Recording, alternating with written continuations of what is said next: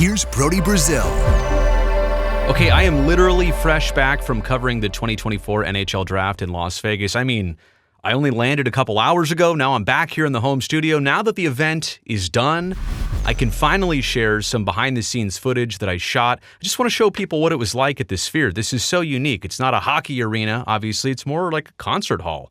That type of venue that they turned into a sporting-based facility for this event. They're saying that the NHL might never do an in-person draft like this anymore. They might move to the virtual style, kind of how football has done it a little bit, with not all of the players getting drafted actually showing up. But I actually hope the NHL reconsiders this. I like the Sphere for an event just like this. Once a year, they can have the awards night the night before, then they can have the draft on a Friday and Saturday.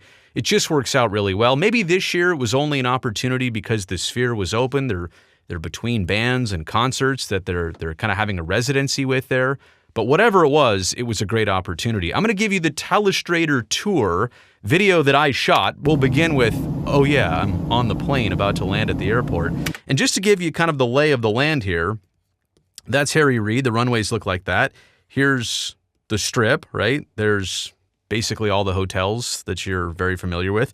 The Sphere is right there. It's hard to see here from different angles. I mean, it stands out on the Las Vegas skyline tremendously from the air, and especially during the daytime when it's not lit up. It's a little bit less obvious, but it's right behind the Venetian, so kind of mid to northern side of the Strip per se. But flying in could get a good perspective of it.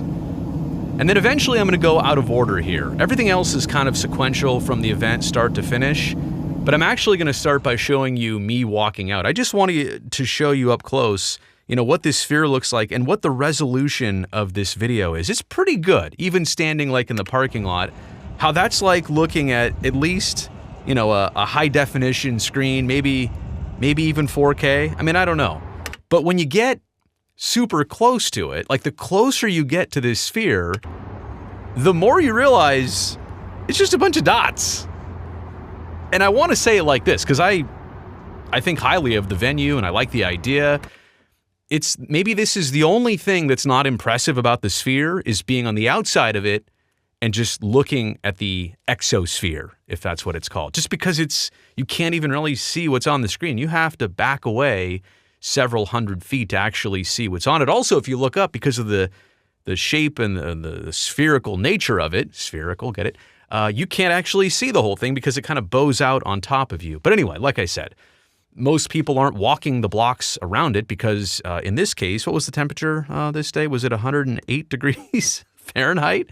So not a lot of people walking around. Even at night, it was high 80s, low 90s. I'll keep this going here.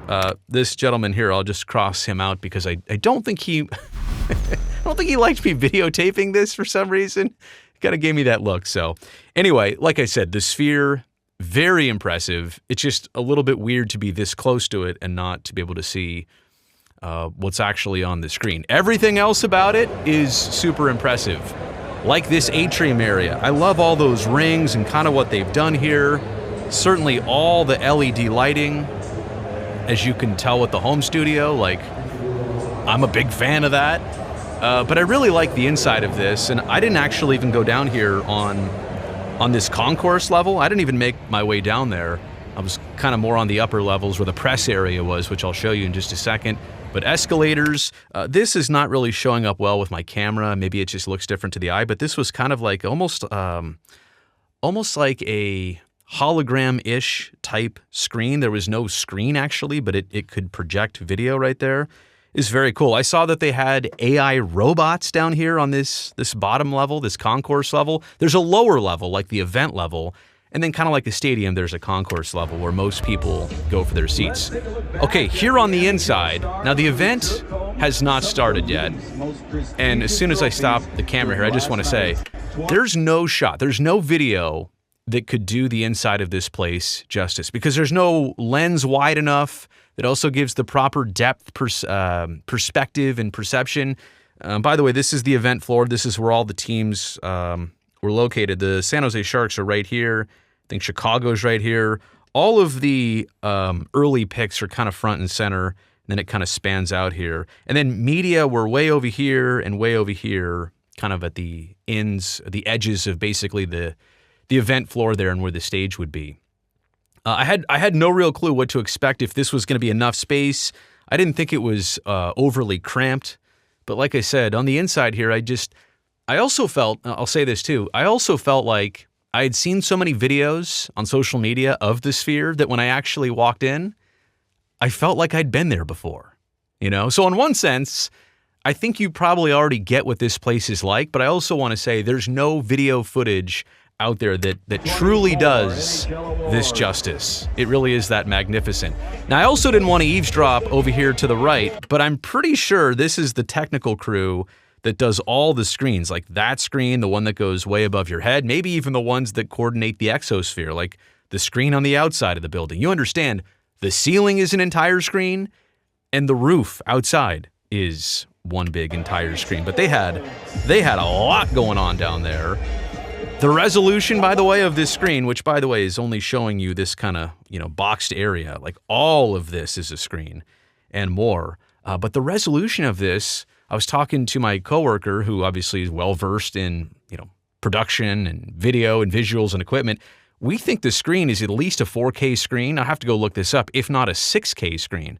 Like the sharpness of this screen and the colors on it are just tremendous and super impressive. So they were doing the pre-warm-up thing. Oh, now I come back upstairs, and I'll show you what these pods are in just a second. Like, here's a pod. Like, you can see that one's number 4, 5, 6, 7. I think there was 8 in total. But that right there, for frequent viewers of this YouTube channel, you better know who that is if you're from Utah. That's Ryan Smith. And actually, Ashley Smith was somewhere over here. She was watching. She was kind of standing back and observing what was being said and just the whole, scene and process. She actually made the first pick. They went with Iginla. She got to announce Iginla's name. But Ryan Smith was holding court here at this media session, and I'll show you what this is all about. They put the person here, players, GMs, in this case the owner, in front of one microphone. Everybody kind of plugs into it down below. There's what's called a mult box. So everybody can get the audio. You pull your camera up on a tripod right in front, and you listen to somebody like Ryan Smith talk. And so that way everybody gets to ask questions. Everybody gets to share the same audio and get similar footage. So here's a look back. I was over here. Oh, look, by the way, there's Craig Morgan of PHNX Sports. Is going to make the commitment to covering this Utah Hockey Club just a little bit. He did so well with the Desert Dogs for so long and is still kind of on that beat, but Craig is right there on the scene. So I was standing over here before. I kind of walked around here to show you the other side, just of what it looks like here, looking into those big lights and a lot of cameras that you couldn't see. Here's what one of those pods looks like. It's pretty simple. There's one of the boxes you plug your camera into so you can get the audio from the shared microphone there. And I'm pretty sure that is definitely a product placement of body armor right there. I didn't see anybody touch one of those or actually drink one of those. Those are just there to be in the shot. But there's the mic. There's the backdrop that they put up. That's the same backdrop that's in all the interviews I did for NBC Sports. But yeah, there's 8 podiums so that they can have different media sessions. And all of this, by the way, is backed up to the media workroom, which I'll show you in just a second. So yeah, look at pod 1, pod 2, 3, 4, 5, 6, 7, and I think there was one behind me. So I wanted to show you that. To the left, right over here, is this media work area, which I think I have the next shot of here. Yeah. So this is kind of now looking back the other way from left to right. Ooh, free food for the media. We love that. We love our snacks. I think I had like 4 cookies, not going to lie.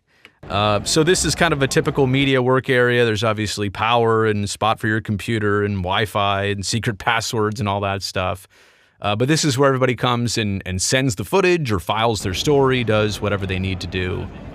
This is actually not one of the biggest media work areas I've ever seen, but definitely serviceable. It wasn't too cramped. It wasn't overloaded. But all of that is right next to the podium. So you can literally go over here, do your work, or capture your interview, and then come back over here, do your work, and send it back to wherever it's going. Okay, now we're back inside the venue and the Sphere, and I thought this was so cool. This was before the event got started. This is right before the Sharks were on the clock for their number 1 pick. They put all the photos of kids who have been previously drafted in the NHL draft. And I'm getting goosebumps just thinking about this. It's so cool because now as a parent, you think about what if this was your kid? And I don't mean like, pressure your kid to make the NHL draft and be drafted. I'm just saying, think about how proud families are to know. And I mean, look at, the photos of some of these kids. They look like they're 12 and 13, just to know what they would become as professional hockey players, as well as hopefully good people. But it's just amazing to think that, this draft is about teams, sure. But it's also a huge turning point in the lives of young people who've waited for this for so long, and it means so much to them and their families. I thought that was so cool. Such a great way to start the draft, a good reminder of what it's really about beyond, obviously, teams getting better. So there's Gary Bettman talking, and I think he was just about to say, the Sharks are on the clock. And as soon as the Sharks are on the clock, look what they do to the ceiling. Oh, look how it just froze over. Again, I can't even begin to fully show you how cool it was on the inside of here and just what they could do with that screen. They must have spent hundreds of hours making all of these graphics. You don't just pull these out of a hat. This is not stock stuff. You have to make everything special for this screen and this system at Sphere. So they had this for all the different teams. And as you're waiting, this one said, what does it say? Recent first picks from the draft. Obviously, Connor last year's on there. So they were always kind of keeping you entertained with different visuals. And at some point, I think you're going to see where they had the draft order kind of like this, which kind of just encompassed the viewer. I mean, if you're sitting even in the first or second level, you just kind of look up and go, whoa. It's just, you are immersed by this screen. Again, if you've been there, you know what I'm talking about. If you haven't, it's really hard for me to translate this fully and explain it. So I came down into the event just for the number one pick. I just wanted to feel the vibe, see the atmosphere. Then I went back upstairs and waited to talk to Macklin Celebrini. But this is downstairs and inside. And as you can see, the Sharks are about to be officially on the clock. Their number one pick. Sharks are on the clock. That's what Gary Bettman just announced, and that's why the crowd is finally like, here we go. So San Jose actually, look, there's the clock going right there. San Jose actually took their time. They didn't do 5 seconds. I probably feel like they milked a good 2 minutes. I don't know why. Just to build up the anticipation. Maybe ESPN and Sportsnet, maybe they told them, hey, give us a little bit of time to build, even though we know what you're doing. Here's also a better look at the Sphere in terms of, and I think did they announce the attendance? Was it 14,000? I'm trying to remember exactly what it was. It's amazing because I think the Sharks draft party at the Tank drew that many people also. How very cool is that? But there's one level, the suite level, third level, fourth, 1, 2, 3, 4, 5 total levels. I'm kind of losing count here. Yeah, I think there were five or six on the elevator, so that would make sense. But yeah, kind of a unique shape, and you're getting a good look at what it actually looks like. And all of this, I should throw this in there for all the sound and production geeks too, like myself. You could tell this whole venue is soundproofed, so that typically in an arena you want things to echo, you want a crowd to be loud. In a concert venue, you want the sound to be dead. And so it just had this kind of weird dead sound to it. Like later on when everybody left, I went back in. It's just so meant for concerts. Anyway, I digress. So you can see everybody's finally waiting for the pick to happen. They don't know yet that Joe Thornton is going to announce that number one overall pick, but he's about to. They're playing a hype video here on the screen for everybody while they wait. And again, just to kind of soak this in, to see all that teal, it's just, there were a lot of, should also say this too, there were a lot of Sharks fans there. Maybe because of proximity to California, maybe because of the number one pick. But I expected some Sharks fans. There were a lot more than even I expected. I think you're about to hear the voice of one Joseph Thornton. Let's listen in if we can. With the first overall selection in the 2024 NHL Draft, the San Jose Sharks are very proud to select from Boston University. And he pointed to him. I love that. And then they showed it there on that screen. I love the fact that up there, see, like they have the ability to do it. There's the draft board, by the way. They have the ability to show the broadcast up there so that you can You can kind of see him get up, and you could see him hug all his family. Now they're showing the close-up. Very cool, all the animations they had ready. His signature, the jersey was already up there. The crowd was pretty hyped. I mean, they knew what was coming in the number 1 pick, but they were pretty hyped. Okay, and now the moment that everybody's waiting for. Macklin Celebrini about to do his first interview as part of, well, I shouldn't say the Sharks organization hasn't signed with them yet. He will, but has been now drafted by the Sharks. First time we've seen him really in a Sharks jersey, not this AI stuff that I do here on YouTube. Watch him walk right up. This is kind of a monumental moment right here. There he is doing his first interview as a Shark. And they made the 71 jersey for him. They already had it ready for him. So he answers some questions. I'll show it to you from this perspective. I'll also kind of show it to you from behind his back here and what this was like. And, you know, again, it's just, there's a lot of pressure, right? What you say is important. A lot of expectations on you. This is something he's anticipated for so long. But he's also done like 30 of these interviews within the last 2 days now. So, you know, what more does he even have in the tank? But he was great. I don't know if it hit him in the moment fully, or if it's kind of like your wedding night when it just all happened so fast. You knew it was going to happen, and it happened, and it's all kind of a blur. I bet that's what it was for Macklin Celebrini. Anyway, he's up there at one of those pods, just like Sam Dickinson is about to be a little bit later after he gets selected. There's Sam. There you go. A little bit of a, you know, this is not the same crowd for the number 1 overall pick. I'll be honest about that, but a lot of people were very happy for him to be a Shark.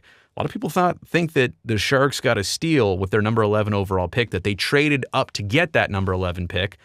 I'm not even sure the Sharks knew that Sam Dickinson would be available. They thought he might already be gone, so I think they not only got a good situation at 11, but they got a steal at 11 with the defenseman from London. So he answers some questions. Ryan Warsofsky also answers some questions, and I apologize that I didn't adjust like the brightness on my camera. Does it ever? I feel like he's getting blasted with that light. But anyway, Warsaw was up there to answer questions. Not really a head coach's draft. That's more of the front office and the scouting department. But good for him to be there and observe this and kind of welcome in his brand new players. They'll never forget that he was there when they were drafted. So now the event is over. I've come back inside to record some stand-ups, some final comments about the draft that we'll send back to NBC. They put them on social channels last night. And just kind of showing you what the inside looks like. Again, this is the first round all done here on Friday night. And look at the colors and just, I mean, so much goes into this. This is like one big giant screen. I don't know how they would ever top this. I mean, they said, as I mentioned before, that this might be the last in-person draft that the NHL does. What other venue is going to have all that? You can't go back to an arena and do this, or like a banquet hall and type event and do this. It's hard to top the Sphere now that you've kind of dipped your toes into that. And what are you looking at right now? You're actually looking straight up. Yeah, like I said, there's no camera, there's no visual I can share with you here that's fully going to translate what this is, but you're looking straight up. Now it's kind of twisting around to show you what straight up looks like, and then eventually we'll come down front and center on the stage area that's now empty and vacated because at that point, round 1 of the NHL draft had been completed. So again, hopefully you enjoyed that little behind-the-scenes look. I'm not sure if I was supposed to share any of that while the event was going on, but now that it's done, I just wanted to show you what it was like and where players were going. And by the way, check out my other video, little clips of Sharks interviews that I did. It also has links to the full versions of those interviews that are up on NBC Sports Bay Area's YouTube channel. You've made it here to the end of this video, and for that, I'm very appreciative. Do me a quick favor, go down there and hit that thumbs up button. That'll help me, this video, and this channel. And if you've never seen me or this channel before, I'm glad you found me. That's awesome. I want to make sure we get you back here next time. Easiest way to do that right now is to go down there, hit that subscribe button, so I can definitely see you back here next time.